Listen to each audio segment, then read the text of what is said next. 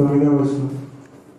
అప్పుడు విలువ కట్టబడిన వాణ్ణి అనగా ఇశ్రాయేలులో కొందరు విలువ కట్టిన వాణ్ణి క్రయధనమైన 30 వెండి నాణెంలు తీసుకొని ప్రభువు నాకు నియమించిన ప్రకారం వాటిని కుమ్మయ్య పొలంలోకి ఇచ్చిరి అని ప్రవక్త అయిన యిర్మీయా ద్వారా చెప్పబడిన మాట నెరవేరను. దేవుడి పరిశుద్ధ వాక్యం దీవించును.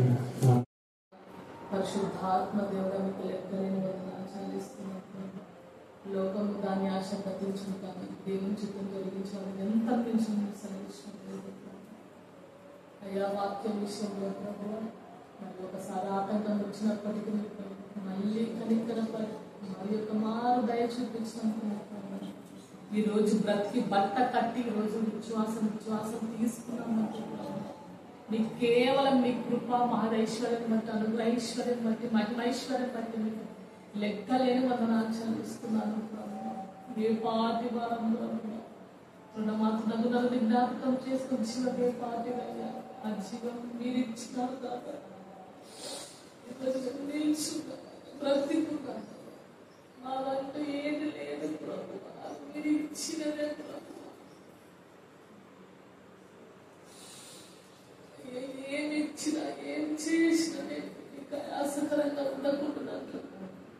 ఏదైతే మీరు మాకు ఇచ్చినారో అయ్యా కొత్త నిబంధనలో ప్రభు శిష్యులు ప్రభు మేము ఏదైతే కన్నులారా చూసినాం, ఏదైతే మా చేతులాడ తాకినాయో ప్రభు, ఏదైతే విన్నామో మేము అదే మీకు చెప్తున్నామన్నారు ప్రభు. అయ్యని వాక్యం ఆదరణ కలిగించి మా పాదములకు దీపము మమ్మల్ని నడిపించి బ్రతికించి లేవనెత్తి ఒక ఉన్నత స్థితికి తీసుకొచ్చింది. అయ్యా కలిగి చదివిస్తున్నాం. అయ్యా ఎవరైతే మెసేజ్ వింటున్నారో, ఏదైతే తెలుసుకోవాలో మాట్లాడాలి, ఏం చేయాలో వాళ్ళతో చేపించారు.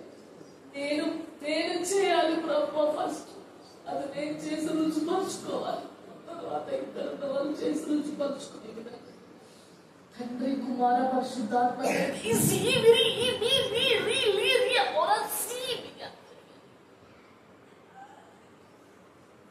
శుద్ధ హృదయం కలగజేయమని అర్పిస్తున్నాడు.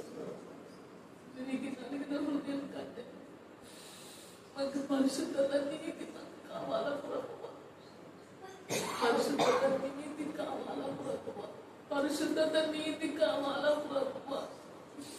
అది మీ నీతి మీ పరిశుద్ధతనే తప్ప ఎక్కడ ఏమి చేసుకోలేదు. సంపాదించినా కూడా అది ఎక్కడ దొరకదు, రాదు.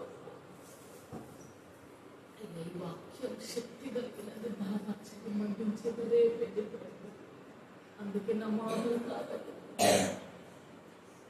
అగ్ని వంటి నీ మాటలు ప్రభు వాళ్ళ జీవితాల్లో కుటుంబంలో వేసినట్టు, బంగారంలో కొలిమిలో వేసినట్టు ప్రభు అవి కరిగి ప్రభు ఏదైనా నూతనంగా ప్రభు రూపాంతరం ప్రభుత్వంలో ఒక ప్రభు ఆకారానికి వాళ్ళు తీసుకొస్తారు. అలాగే ప్రభు స్థితి మాకు అందరికీ ఇచ్చారు. ఆ ఆకారం చేసేది మీరే, మీ వాక్యమే ప్రభు. అందులో మీరు మమ్మల్ని తీర్చిదిద్దు రుచిపరుచుకునే విధంగా సహాయం చేయండి. ఈ కొద్ది విన్నపములు మీ పాదంలో వద్దాం మధ్యలో వేసిన నడికి వేడుకొని పొందుకొని ఉంటున్నాం.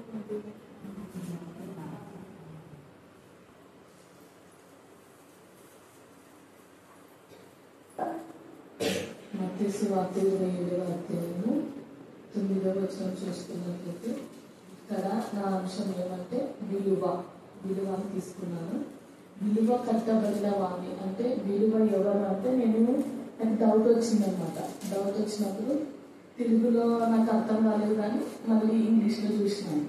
అయితే అక్కడ ఎవరు విలువ కట్టబడిన వారు అంటే ఇంగ్లీష్లో హిమ్ అని, అంటే అతడు అని, అంటే ఎవరి ద్వారా అంటే దేవుడు అని అక్కడ ఉందన్నమాట.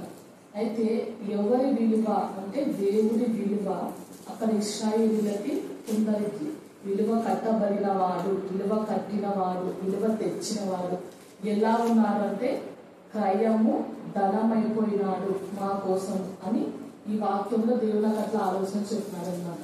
విలువ అంటే మూల్యము, గౌరవము, క్రయము, ఇంకా మనకి చాలా వస్తాయి. క్రయధనము, ఇంకా చాలా వస్తాయి అన్నమాట. అయితే దీంట్లో మనము చూసుకున్నట్లయితే ఎవరికి విలువ. అయితే యోహాను సువార్త 4 చూసుకున్నట్లయితే అక్కడ మనకి సమరస్త్రీ కనిపిస్తుంది. అయితే ఎట్లా వచ్చింది ఆమెకి అంటే దేవుడు ఆమె దగ్గరకు వచ్చినప్పుడు వచ్చింది ఆమెకి ఆ విలువ కదా. మత్తయి సువార్త యోహాను సువార్త 4వ అధ్యాయము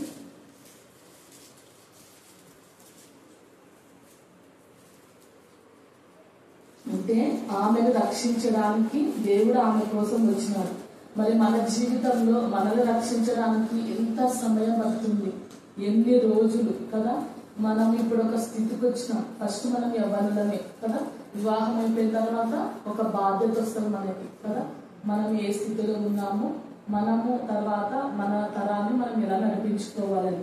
అయితే ఈమె దగ్గరికి దేవుడే వచ్చి ఈమెకు రక్షణ ఇవ్వాలి, ఈమె రక్షించబడాలి, ఈమె సన్మార్గంలో ఉండాలి, ఈమె జీవితం కట్టబడాలి అని దేవుడు ఆమె దగ్గరకు వచ్చి ఒకటి మాదిరి చూపిస్తున్నాడు అనమాట. అయితే మనము యవ్వనులంగా ఏం చేస్తున్నాం, తల్లిదండ్రుల బాధ్యత పిల్లల మీద ఎంత పడుతుంది, ఏం చెప్తున్నాడంటే దేవుడు అక్క ప్రార్థన చేసినప్పుడు అక్కడ నేను కూర్చున్నాను కదా, కన్నీటి ప్రార్థన చేయమని చెప్తున్నాడు అనమాట. యవ్వనస్తుల కోసం, మీ పిల్లల కోసం కాదు, మీ పక్కింటి పిల్లల కోసం, ముఖ్యంగా అమ్మాయిలు అబ్బాయిల కోసం కన్నీటి ప్రార్థన చెయ్యండి, గోజాడండి. ఎందుకంటే పరిస్థితి ఏం బాగాలేదు కదా. సెల్ ద్వారా కావచ్చు, దేని ద్వారానైనా కావచ్చు, ఫ్రెండ్షిప్ అయినా ఏదైనా సరే. ఎందుకు ఆ పరిస్థితి అంటే చూస్తున్నాం అంటే ఎవరికి పేరు, మిమ్మల్ని బట్టి మీ వెనకాల ఎవరున్నారు, మీ తల్లిదండ్రులు. మీ తల్లిదండ్రులు బట్టి ఎవరికి వస్తారు పేరు, వీళ్ళు ఏం దేవుని నమ్ముకున్నారు. ఎంత దూరం పడుతుంది కదా, ఒక దాని నుంచి ఒకటి అంటే ఎవరికి వస్తారు చెడ్డ పేరు కదా. ఎవరిని తీసుకొస్తాం మనం లాస్ట్కి, దేవుడినే తీసుకొస్తాం కదా. అందును బట్టి మనం ఏం చేయాలంటే, ఈమెకి ఎట్లా వచ్చిందంటే దేవుడే వచ్చినాడు. మనం ఎట్లా ఉన్నాము, మన కోసమే దేవుడు వచ్చినాడు ఫస్ట్ కదా. ఇక్కడ ఏం విలువ పెట్టినాడు అంటే తన శరీరాన్ని, తన రక్తాన్ని, తన ప్రాణాన్ని, తన మొత్తం తను వేసుకున్న దుస్తులతో సహా కదా, ఏది ఎక్కడ ఆయన తక్కువ చేయలేదు. మనము ఎహెజ్కేలు 30 చూసుకున్నట్లయితే ఆయన ప్రతి గొర్రెని జ్ఞాపకం చేసుకున్నాడు. బలహీనమైన దాన్ని ఎవరో కాపరులు త్రొక్కి మాకు సంబంధం లేదు, మేము వాక్యం చెప్పుమన్న వాళ్ళని, వేరే వాళ్ళని హెచ్చించిన గొర్రెలని, ఈ గొర్రెలు నాకు అవసరం లేదు అని పాడేసిన గొర్రెలు. అంటే ఎంత భయంకరమైన పరిస్థితి అంటే కాపరులు కొంతమంది హెచ్చిస్తారు, కొంతమంది తగ్గిస్తారు. అంటే అట్లా గొర్రెలను అన్నిటినీ దేవుడు జ్ఞాపకం చేసుకున్నాడు. మళ్ళీ ఏమంటున్నాడు కదా ఇక్కడ కొత్త నిబంధనలో, మీరు గొర్రెల కంటే శ్రేష్ఠుడు కారా కదా, పిచ్చుకల కంటే శ్రేష్ఠుడు కారా అన్నాడు. అంటే మనకి ఎంత విలువ ఇస్తున్నాడు కదా. ఇక్కడ కూడా ఒక స్త్రీ అదే మత్తయి సువార్తలో మిక్కిలి విలువైన అత్తరు గుడ్డు తీసుకొచ్చింది కదా. అంటే విలువైన వస్తువులని విలువైన వారికే ఇస్తున్నామే, విలువ లేని వారికి ఇవ్వకుండా ఉంది కదా. ఆ అత్తరు ఎవరికి చెందాలి, ఎలా చెందాలి కదా. ఆమె అక్కడ దేవుడికి, ఇది దేవుడు ఇచ్చిన విలువైన ఈ వ్యర్థమైన దాని అంటే కొద్దిసేపు వాసన వస్తుంది, 2 రోజులు కదా. అత్తరు ఎక్కువ రోజులు ఏమైనా వస్తుందా, మళ్ళీ వాష్ చేస్తాం, మళ్ళీ మాసిపోతాయి, మళ్ళీ వేసుకుంటాం కదా. అంటే ఏంటి, ఆ పొయ్యి కొద్దిసేపు ఉండే అత్తరికి ఆమె విలువ ఇయ్యలేదు. అంటే విలువైన అత్తరు విలువైన వ్యక్తికే చెందాలి అని అక్కడ ఆమె దేవుణ్ణి గణపరిచింది. అంటే దేవుడు కూడా ఒకప్పుడు మనకి విలువ లేదు కదా. ఎక్కడున్నాం మనము, వేరే వాళ్ళ దగ్గర ఉన్నాము, లోకంలో ఉన్నాము, తెలియని వాళ్ళ దగ్గర ఉన్నాము. నా గురించి ఎగ్జాంపుల్ చెప్తా. నాకు దేవుడు తెలుసు, వాక్యము తెలుసు, హల్లెలూయా, దేవుడు తెలుసు, వాక్యము తెలుసు, అన్ని తెలుసు. కానీ నేను అంత దేవుళ్ళో ఉండాలా, భయపడాలా అనేది ఏం ఐడియా లేదనమాట. మేము చర్చికి పోతున్నాం కదా, ప్రేయర్ చేసుకుంటున్నాం కదా, ఏం మాకేం కావాలా, వాక్యం ఉంది, ప్రేయర్ ఉంది, అన్ని ఉన్నాయి అని ఇట్లా కొనసాగుతుంది అన్నమాట కొన్ని రోజులు. తర్వాత ఏమైందంటే లోకంలో ఉన్నామన్నమాట మేము. అప్పుడు మాకు సరిగ్గా తెలియదు మనుషులు ఇట్లా ప్రేమించుకుంటారు ఇట్లా చేస్తారని మాకు సరిగ్గా తెలియదు కదా. మేమేం చేసామంటే లోక ప్రేమ మంచిదేమో అని తెలియదు కదా అప్పుడు, అంటే చిన్నగా ఉంటుంది కదా. లోక ప్రేమ మంచిది అని మేము అట్లా లోక ప్రేమ కోసం పోయినాం. ఏమైంది, తల్లిదండ్రుల మాట కూడా వినలేదన్నమాట. నా గురించే, వేరే వాళ్ళ గురించి కాదు. తల్లిదండ్రుల మాట వినలేదు. మా అమ్మ గర్భిస్తుంది, హెచ్చరిక చేస్తుంది, ఒప్పుకోవట్లేదు. ఏమైంది, మైండ్ సరిగ్గా పనిచేయట్లేదు. ఇంకా దేవుళ్ళో ఉన్నాము కానీ ఆచరించట్లేదు. ఇట్లా పరిస్థితి ఇట్లా ఉండాలా, గర్భిస్తుంది కానీ మైండ్ ఎక్కడుంది, లోకం అయిపోయి ఉంది. అంటే చాలా బాధపడినాము. లోక ప్రేమ కోసం తాపత్రయపడి తల్లిదండ్రులు బాధ పెట్టి వాళ్ళ ప్రేమను వదిలిపెట్టి చాలా బాధపడ్డామంట. కొన్ని ఇయర్స్ అయిపోయింది. మళ్ళీ అట్లనే ఇంకా ఏం అర్థం కాలేదు. దేవుడు, వాక్యం, ప్రేమ అన్నీ ఉన్నాయి. రోజులు గడుస్తున్నాయి, సంవత్సరాలు గడుస్తున్నాయి. ఇంగ్లీష్ సరిగ్గా రాదు, చదువులో ఎంత పడినా కనీసం అప్పుడైనా బుద్ధి రావాలి కదా. అబ్బబ్బా దేవుడికి దూరమైనా ఇట్లా అయిపోయింది పరిస్థితి, చదువులో ఎంత అన్నాను రావట్లేదు. ఇట్లా అన్నింటికి దూరం అయిపోతున్నా, ఏం తెలుసుకోలేకపోతున్నాను అనమాట. తర్వాత చెడ్డ పేరు, అవమానము, నింద, హల్లెలూయా, నింద, అవమానము ఎట్లా సరి చేసుకోవాలా? ఊరికి గర్దిస్తున్నారు. అవును, వాక్యంతో సరి చేసుకో, ప్రార్థనతో సరి చేసుకో. నువ్వు వ్యక్తిగతంగా గడుపు, లేకపోతే నువ్వు చర్చికి వెళ్ళు, ఇట్లా పాస్టర్తో ప్రేయర్ చేయించుకో, ఇట్లా ప్రేయర్ చేసుకో అని ఏంటి సరైన ఆలోచన ఎక్కడ? ఊరికి వద్దు అంటే వద్దు, చెయ్యి అంటే చెయ్యి అని ఇట్లా పరిస్థితి. ఇంకా చిన్నప్పటి నుంచి ఏం సరిగ్గా లేదు. అక్క దగ్గరకు వచ్చినప్పుడు నాకేం ఐడియా లేదు. అక్క నా చిన్నప్పుడు మా దగ్గరకు వచ్చిందని చెప్పింది, నాకేం ఐడియా లేదనమాట. తర్వాత ఇంకా డిగ్రీ, ఇంటర్ అట్లా అయిపోయింది. అయినా దేవుడికి దూరమే. ఏది సండే స్కూల్ ఎక్కడ పోయినా, సండే స్కూల్ లేదు, ప్రేయర్ లేదు, వాక్యం ఉంది, ప్రార్థన ఉంది, దేవుడు అంటే భయం ఉంది. ఏమి ఎక్కడ, రక్షణ ఎక్కడ అని ఒక్కటే బాధ. అయ్యో మేము రక్షణ తీసుకోలేదని. డిగ్రీ అయిపోయింది, బీఈడ్ అయిపోయింది, బీఈడ్ స్టార్ట్లో తీసుకున్నాను. నేను చాలా బాధ వేసింది. ఏంది ప్రభా, ఈ స్త్రీ దగ్గరకు అయితే వచ్చి రక్షణ ఇచ్చినావు, ఆమె అస్సలు విలువనే లేదు, ఎవ్వరు విలువ ఇస్తలేరు ఆమెకి. కానీ దేవుడే వచ్చి ఆమె దగ్గరికి రక్షణ ఇచ్చి ఆమెకేమి ఇచ్చినాడు? మంచి పేరు, ఖ్యాతి, అంటే విలువ, ఒక విలువ ఆమెకి ఇచ్చినాడు. ఆమె సాక్ష్యం చూస్తే ఎంత మంది వింటారు కదా, ఎంత మంది మారుమనసు పొందుతారు. అసలు నాకు అంత బాధ వేసింది. ఏంది ప్రభా, అందరు చిన్నప్పుడు తీసుకుంటారు బ్యాప్టిజం, నేను ఏంటి బీఈడికి వచ్చినాక బ్యాప్టిజం తీసుకున్నానని. నాకు అప్పుడే అక్క పరిచయం. బీఈడికి వచ్చినాకనే కొంచెం అక్క దగ్గరకు వచ్చినామన్నమాట. రత్న ఇంకా రక్షణ తీసుకోలేదు. నేను చాలా భయపడ్డా. ఇది ప్రభా, ప్రభా రక్షణ తీసుకున్నాక కరెక్ట్ అక్క రక్షణ తీసుకునే టయానికి నేను అక్క దగ్గర నిలబెట్టావు. ఒకవేళ ఆ ప్రశ్న అన్నేసి ఉంటే అదే అక్కడికి చెప్పలేదు. నేను భయపడుతున్నా అనమాట. కరెక్ట్ అక్క దగ్గరనే కూర్చున్నా. రత్న చూడు ఇంకా రక్షణ తీసుకోలేదు చూడమ్మా అని. దేవుడా, నన్ను ఆ ప్రశ్నలో తీసుకురాకుండా నన్ను కాపాడాలో రక్షణ ఇచ్చి కరెక్ట్ అక్క దగ్గరనే కూర్చోపెట్టామని సంతోషపడ్డాను నేను అప్పటికి. ఇంకా ఆ పరిస్థితి రాకుండా కాపాడినావు దేవుడా. అంటే రక్షణ తీసుకున్న వాళ్ళకి ఒక విలువ ఇస్తాడు దేవుడు అని అప్పుడు అర్థమైందనమాట. అయితే విలువ ఎట్లా విలువ అంటే ఊరికే రాలే విలువ. లోకం వైపు చూసి మనుషులతో అనిపించుకొని తిట్టి, ఈ తిట్ట జ్ఞానం లేదా గాడిద అన్ని ఇంకా తిట్టకూడదు, తిట్టించుకున్నా కూడా బుద్ధి రాలేదు. లాస్ట్కి ఎంత పరిస్థితి చూడు, చదువులు దూరం అయిపోయి, ఇట్లా దేవునికి దూరం అయిపోయి తిట్టించుకున్నాక అందరితోని. అయినా బుద్ధి వచ్చిందా? లేదు. రక్షణ తీసుకున్న తర్వాత కొంచెం భయపడి అక్క దగ్గరకు వచ్చిన తర్వాత అప్పుడు వచ్చింది. అంతవరకు రాలే. అంటే ఎప్పుడైతే దేవుడి దగ్గరకు వస్తామో, ఎప్పుడైతే అక్క ఎట్లా వచ్చిందో నాకు తెలియదు, కానీ నేనే అక్క దగ్గరకు వచ్చినానో, అక్కని నన్ను కలిసి నాకు గుర్తులేదు. కానీ 2013 అయితే అక్క దగ్గరకు వచ్చినాము. అక్క మా దగ్గరకు వచ్చి చెప్పింది, నేను ప్రేయర్ పెడుతున్నాను రండి. అంటే అప్పుడు అక్క నా దగ్గరకు వచ్చినట్టే, దేవుడు ద్వారా వాక్యం నా దగ్గరకు వచ్చినట్టనే కదా. అట్లా విలువ అనేది దేవుడు ఇస్తేనే వచ్చింది. దేవుడు ఇవ్వకుంటే ఏది రాదు. ఎట్లా అంటే అసలు చెప్పలేనంత ప్రాణం పెట్టే పరిస్థితి, రక్తం కార్చి దారాలు అయిపోయి చివరికి రక్తము నీరు కారిపోయే పరిస్థితి కదా. అదే మళ్ళీ మనము ఎహెజ్కేలు చూసుకున్నట్లయితే నువ్వు చిన్నగా ఉన్నప్పుడు ఇక్కడ కెరూబు గురించి పడిపోయిన మికాయేలు ఉంది కదా, దాని గురించి చెప్పేటప్పుడు నువ్వు చిన్నప్పుడు ఎట్లా ఉన్నావు, నీకు ఎవ్వరు రక్తపు గడ్డగా ఉన్నప్పుడు, రక్తపు ముద్దగా ఉన్నప్పుడు, డెలివరీ అయినప్పుడు అంటే ఎవరు నిన్ను చూసినారు, ఎవరు నీకు ఉప్పు రాయలేదు అంటే వాక్యం, వాక్యం అనే ఉప్పు.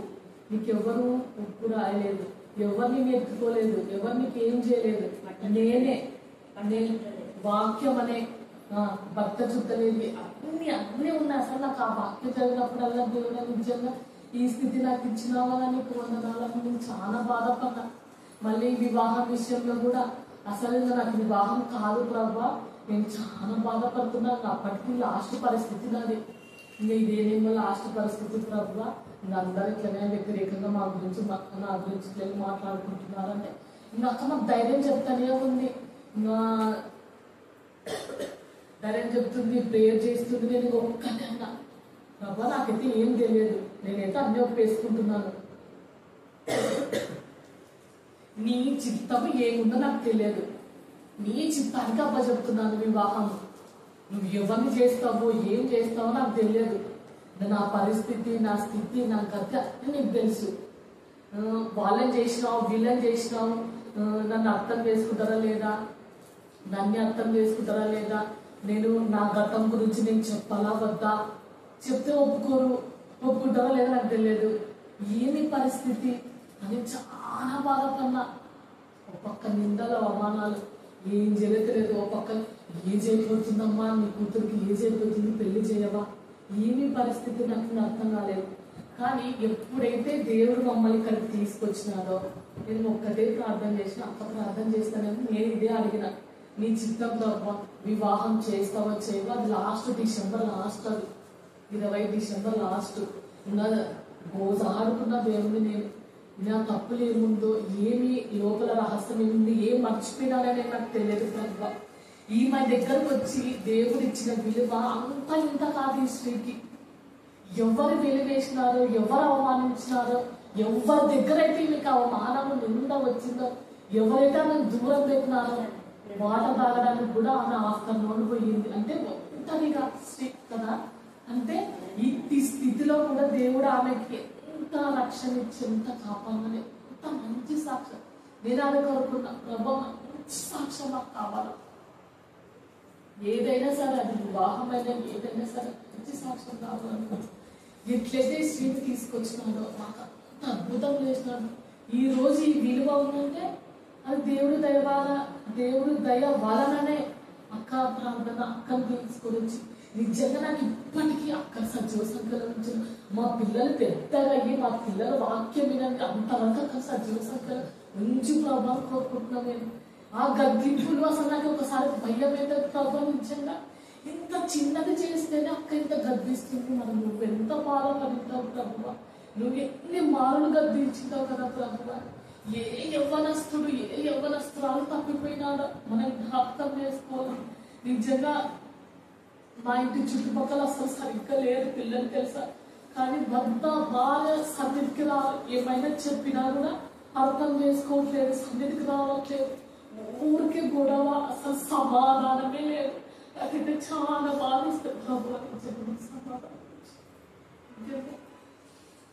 వాళ్ళని చూసినప్పుడల్లా బాధనే. ఇంకొక కుటుంబం చూస్తే వాళ్ళ భర్త సరిగ్గా లేదు, తాగడం, ఆమెను కొట్టడం, వాళ్ళ కుమారుడు సరిగ్గా లేదు, వాళ్ళ భార్య భర్తలు సరిగ్గా లేదు. ఏంటి ప్రభు, మళ్ళీ మా బంధువులే అసలు వాళ్ళు సరిగ్గా లేరు, మా బంధువులే అసలు మా బంధువులే మా కుటుంబంలో కూడా ఏమైనా అసలు సరిగ్గా లేదు, రక్షణ లేదు, మళ్ళీ ఆవేశింది.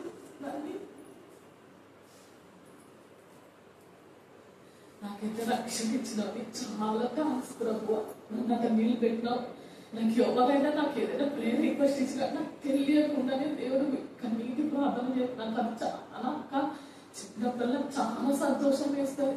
నిజంగా మీరు కన్నీటి ప్రార్థన ఇక్కడ చేస్తున్నారు, ఇక్కడనే నా జీవితం ప్రారంభమైంది, ఇక్కడనే నిజంగా నేను పెళ్ళి అయితే దూరం అయిపోతాను, పిల్లలే దూరం అయిపోతాను, చాలా బాధపడ్డా నేను.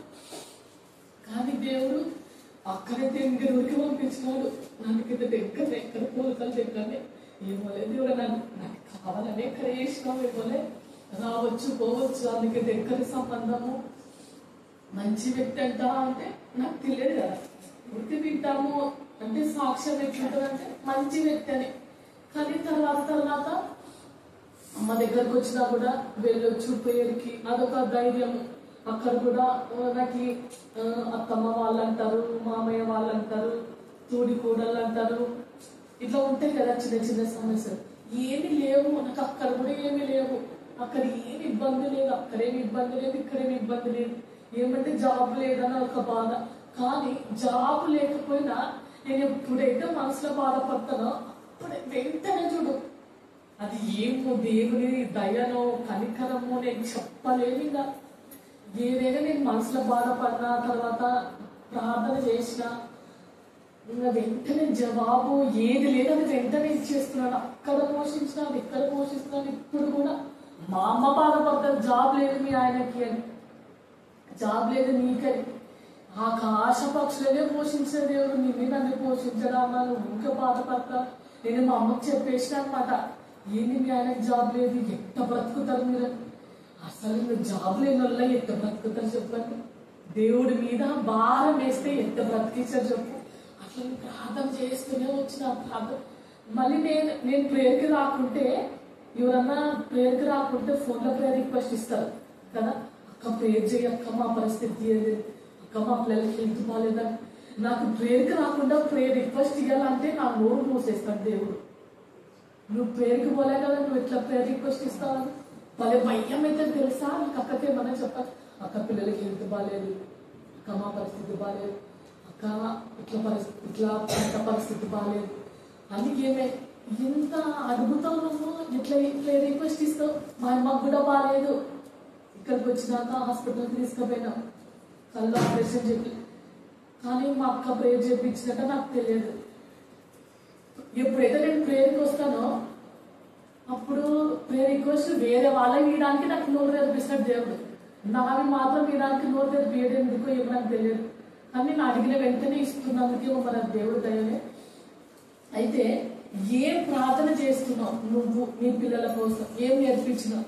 దావీదు అవసాన కాలం అంటే మరణించేటప్పుడు సొలొమోనుకు చెప్తాడనమాట, ఇట్లా నన్ను అవమానించినారు షిమి, తర్వాత అహితోపేలు, ఇట్లా నా దగ్గర ఉన్న వాళ్ళే నన్ను ఇట్లా చేసినారని చాలా బాధపడతాడు అనమాట. అయితే ఏమి నువ్వు నీతిగా యథార్థంగా ఉంటే, ఇక్కడనే రాజుల్లో సొలొమోనుకి దావీదు చెప్పినప్పుడు ఆయన చేసిన ప్రార్థన ఎట్లుందంటే దేవుడు అట్లా రుజువుపరుస్తాడు ఆయన ప్రార్థనని.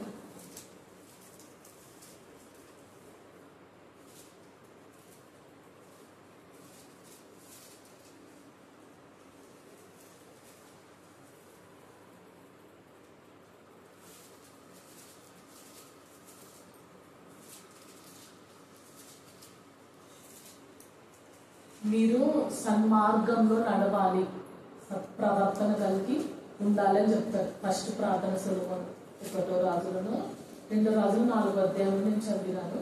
అయితే టైం నేను చూపించట్లేదు. అయితే ఆయన ఏం ప్రార్థన చేశాడంటే మీ కుమారులు సత్ప్రవర్తన కలిగి ఉండాలి అని చేశాడు. తర్వాత ఆయన సన్మార్గమందు నడిపిస్తాడని చెప్తాడు. మళ్ళీ తర్వాత నువ్వు నీతిగా ఉంటే నీ నీతిని నిర్ధారణ చేసి కూడా రుజువుపరుస్తాడు అని అక్క చెప్తాడు కదా. ఇది అర్థంగా ఉండాలి, ఇది అర్థంగా ఉండాలంటే ఈ రోజు మా అక్క వచ్చిందనమాట. మా అక్క వచ్చి చెప్తుంది, మనము ఎప్పుడైతే యథార్థంగా ఉంటామో ఎట్లా తప్పిస్తాడంటే దేవుడు మన నీతి కాదు కానీ దేవుడి నీతి మరణం నుంచి తప్పిస్తాడని. ఎందుకు పంపించినాడో నాకు తెలియదు దేవుడు. మేము కర్నూలులో బాధపడినా, నేను ఒక సమస్య కోసం కర్నూలులో బాధపడుంటే మా అక్క ప్రార్థన చేస్తుంటే నా పరిస్థితి మా అక్కకు చూపించినాడంట, మా చెల్లెల పరిస్థితి మా అక్కకు చూపించినాడంట. దానికోసం మా అక్క ఇంకెల్లూరు నుంచి ఈరోజు సెలవని వచ్చింది. మీకు ఇట్లా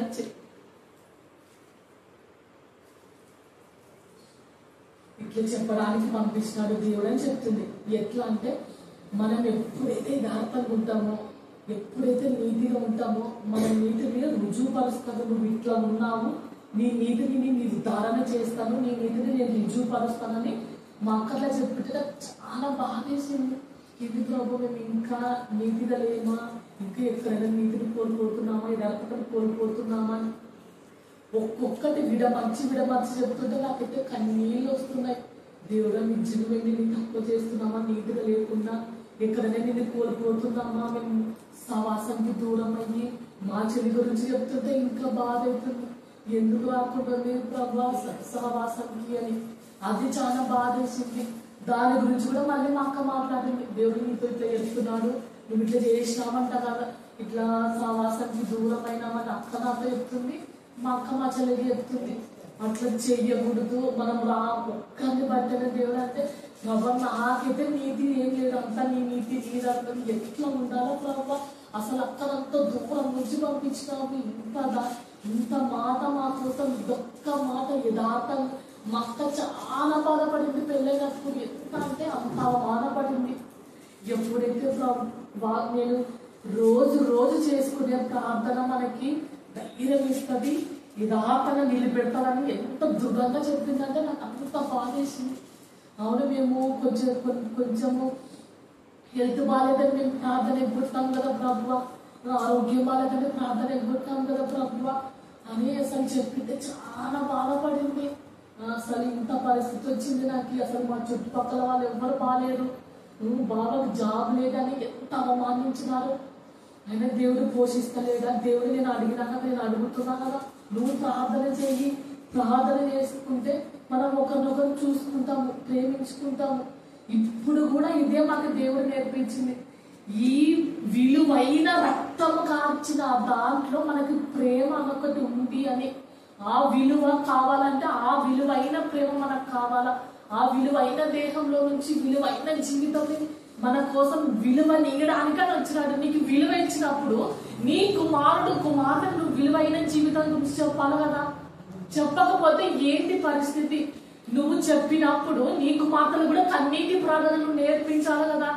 కన్నీటి ప్రార్థన నేర్పించినప్పుడు వాళ్ళు ఏం చేస్తున్నారు నువ్వు వినాలి కదా.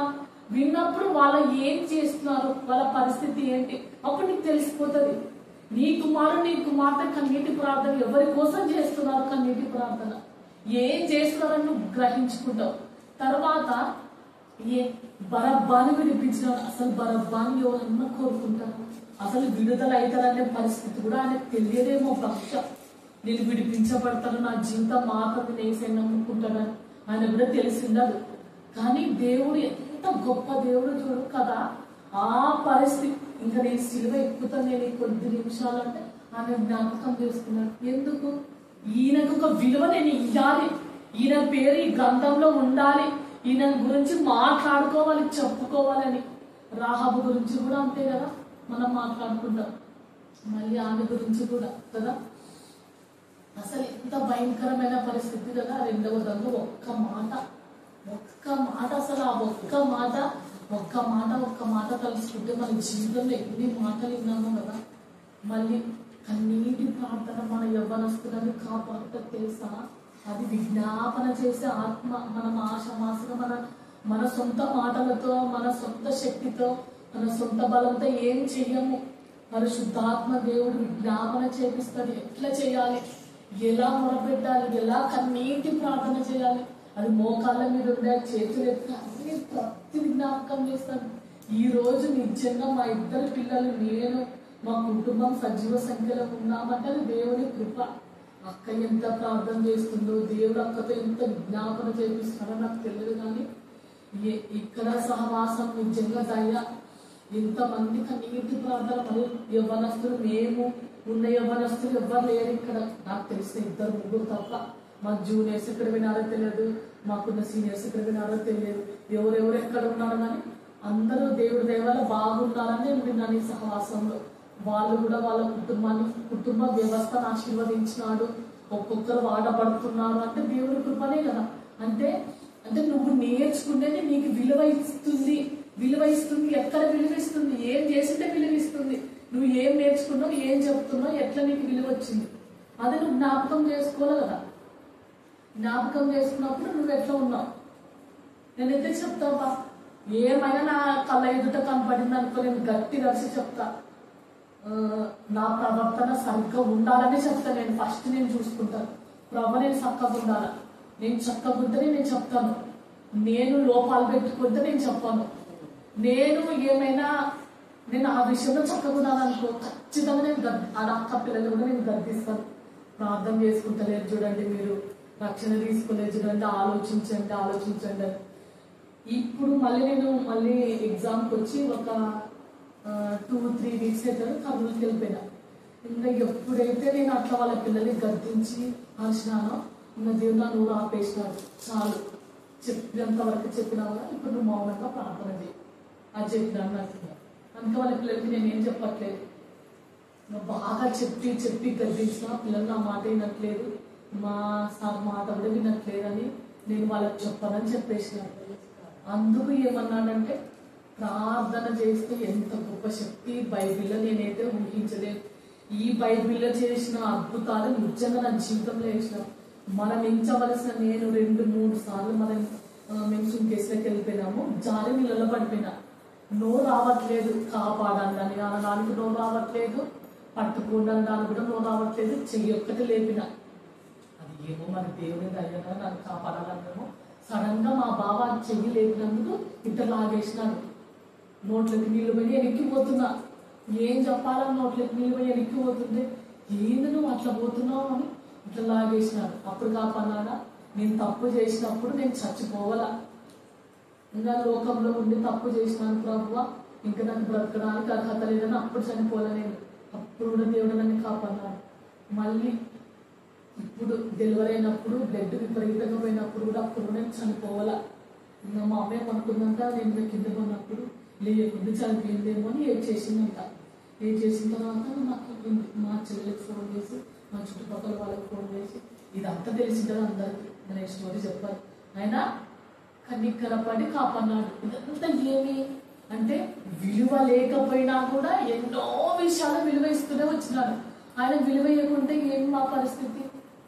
మనుషులు మాత్రం గౌరవిస్తున్నారు, మనుషులు ప్రేమించుకుంటున్నారు అంటే ఈ సహవాసం వల్లనే, ఈ ప్రార్థన వల్లనే, ఈ కన్నీటి ప్రార్థన వల్లనే, ఈ ప్రవర్తన మారినందుకు, ఈ జీవితం ఇక్కడ ఉన్నందుకే అని నేను గట్టిగా చెప్తా. ఎంతమందికి చెప్పాలంటే అంతమందికి చెప్తా. ఎన్నిసార్లు దేవుడు నాకు వాక్యం చెప్పమన్నా నాకు ఇది జ్ఞాపకం చేస్తాను ఉంటాడు. ఫస్ట్ నువ్వు రెఫరెన్స్ చెప్పినా నీ జీవితం గురించే. నువ్వు ఎన్ని రెఫరెన్స్ చెప్పినా ఫస్ట్ నా సాక్ష్యమే చెప్పమంటాడు. ఎన్ని పరిస్థితుల్లో వేసావు. రాత్రి చిన్నోడికి భయంకరమైన పరిస్థితి. అసలు టానికులు పనిచేస్తలేవు, సిరప్పులు పనిచేస్తలేవు, ఏం చేయలేదు. కూడా మధ్యరాత్రి 2 రోజులైంది పనిచేస్తలేదు. ఏం చేయాలి అని పరిశుద్ధాత్మ దేవ ఏం చేయాలో నాకు తెలియదు, ఎవ్వరు లేదు, నేను ఒక్కదాన్నే. నేను మీ వైపే చూస్తున్నా అంటే అక్కడ ప్రేరాలు ఉంది కదా, అక్కతో ప్రేరాలు చేయించుకున్నాను. పెద్ద బాధ్యత తల్లి నాకు సంతోషం వేసింది. చిన్న కొక్కనట్టాలు చేయించుకొని అయిపోగొట్టినాయి పక్కన పడేసాం, అయిపోయినాయి పక్కన పడేసాం. ప్రేరాలు అంటే ఎక్కడ దొరుకుతుంది? నాకైతే భలే బాధ వేసింది. 8 రోజులకు పెద్ద బాటలు కొనుక్కున్నా, తలకాయలు పెట్టుకున్నామని. అది తలకుగా తల్లి ఫస్ట్ నువ్వు ప్రేరాలు చేయించుకొని అక్కతో ప్రేరాలు చేయించినందుకు తల్లి దేవుడికి లెక్కలేని వందనాలు. అది నాకు ప్రేరాలుగా ఉన్నందుకు దేవుడికి లెక్కలేని వందనాలు. అది నేను పోసుకొని వేరే వాళ్ళకి వృద్ధింటే కూడా ఆ దేవుడు దయ చూపించినాడు. ఆ ప్రేరాలు ఉన్నందుకు నువ్వు మొత్తం ప్రేరాలు రాయి అని గట్టిగా అలసి ప్రేయర్ చేసిన. నాకు రాత్రి నాకు అద్భుతం కావాలా, ఇది ప్రేరాలు కాదు, ఇది నీ రక్తమని నేను నమ్ముతున్నా అని ప్రేరాలు కూర్చుంటే తల్లి నిద్రపోయినాడు. ఇంకా తెల్లవారుతుంది అద్భుతం చేసినాడు. నేను ఎంత సంతోషపడాలో తల్లి. అవసరానికి సిరప్పులు పని చేయకపోయినా ప్రేరాలు నా దగ్గర ఉండాలని ఆ పెద్ద బాటిల్ అసలే వాడట్లేదు. పిల్లలకి క్రాస్ వేయడానికి, తల మీద ఆయిల్ వేయడానికి వాడుతున్నా. మళ్ళీ నాకు ఇక్కడ దొరకదు, మళ్ళీ అక్కడ పోతే ఆయిల్ అయిపోతుందని ఆ బాటిల్ని ఇక్కడ పెట్టి మళ్ళీ వేరే బాటిల్ తీసుకొని పోతున్నా. మీకు అది ఎట్లా అనిపిస్తుందో నాకు తెలియదు, కానీ నాకైతే ఆయిల్ చాలా పనిచేస్తుంది. అందుని బట్టి అది దేవుడి ఆయిల్ అని నేను నమ్మట్లేదు, కానీ అది రక్తం అని విశ్వసించినందుకు ఎన్ని అద్భుతాలు చేసినా నాకు కూడా నేను శక్తి లేదు ప్రభా అని నేను ప్రేరాలు కూర్చున్నప్పుడల్లా బలహీనతల నుంచి నన్ను పునరుత్థాన బలం నాకు ఇస్తూనే ఉన్నాడు పనులు చేసుకోవడానికి. ఏమి 2 పిల్లలు చేసుకోలేవా అనే పరిస్థితి అన్నప్పుడల్లా నాకు రోసం పుట్టిస్తాడు. ఏమీ నువ్వు చూసుకోలేవా, నేను అలసిపోయినా, నేను ఇంత చేసినా, మా చెల్లెలు కొంచెం బాధపడతారు కదా. అప్పుడు వెంటనే ఏమి రోసం లేదని ప్రవ్వా నాకు పునరుత్థానం బలం కావాలా, నేను ఇప్పుడు పని చేసుకోవాలి, నేను చేసుకోవాలి, పిల్లలు చూసుకోవాలి. ప్రతిరోజు ఇదే చూడు. అక్కడ అట్లనే బలం ఇచ్చినాడు మనుషుల మీద. నేను ఈయన మీద కూడా నేను ఆధారపడద్దు. ఎందుకంటే ఈయన పొలం పని చేస్తాడు. ఏమైనా అడిగితే ఎప్పుడు ఏం నీరసం వచ్చి ఏం నోట్ల నుంచి బయటికి నేను చెయ్యను అనే పరిస్థితి నాకు వద్దు ప్రభా. నువ్వు నాకు శక్తినిస్తే నేను ఇద్దరు చూసుకోవాలి, ఇంటి పని చూసుకోవాలా అని బాగా కార్యం చేస్తున్నాడు చూడు. అందుని బట్టి దేవాది దేవుడికి లెక్కలేని వందనాలు చెల్లిస్తున్నాను. చచ్చిపోయేంత వారు ఇక్కడే, నా పిల్లలు ఇక్కడే ఎదగాలి, ఇక్కడే బలపడాలి. అందుకోసం దేవుడు మా అక్క మెసేజింగ్గా తినాలా, అక్క వాక్యాలు ఏవైతే గుర్తొస్తే మా పిల్లలకి అప్పుడప్పుడు నేను చెప్తానే ఉంటాను, పాటలు కానీ ఏమైనా కానీ అవన్నీ దేవుడు కార్యం చేస్తూనే ఉన్నాడు. వాళ్ళు పెద్దగా అయ్యి ఇక్కడికి రావాలా, మళ్ళీ అక్క వాక్యం వినాలా. అందుకు మా పిల్లలు పెద్దగా అయ్యి రక్షణ తీసుకొని ఇంకా నేనైతే ఇంకా ఏమనుకోలేదు, వద్దు అనుకుంటున్నాను. చదువులు అన్నిట్లో నేను అక్క దగ్గరనే పిల్లల్ని పెంచి అక్క వాక్యం ఇంకేలాగా అంతవరకు దేవుడు తీసుకుపోవద్దు, సజీవ సంఖ్యలోనే ఉండాలి అక్కలా అని నా ఆశ. దేవుడు ఇచ్చింది లేఖన భాగాన్ని దీవించి ఆశీర్వదించిన కాక ఆమె. నిజంగా దేవుడు ఎంత మేలు అంటే అంత మేలు. ఒక్క రోజు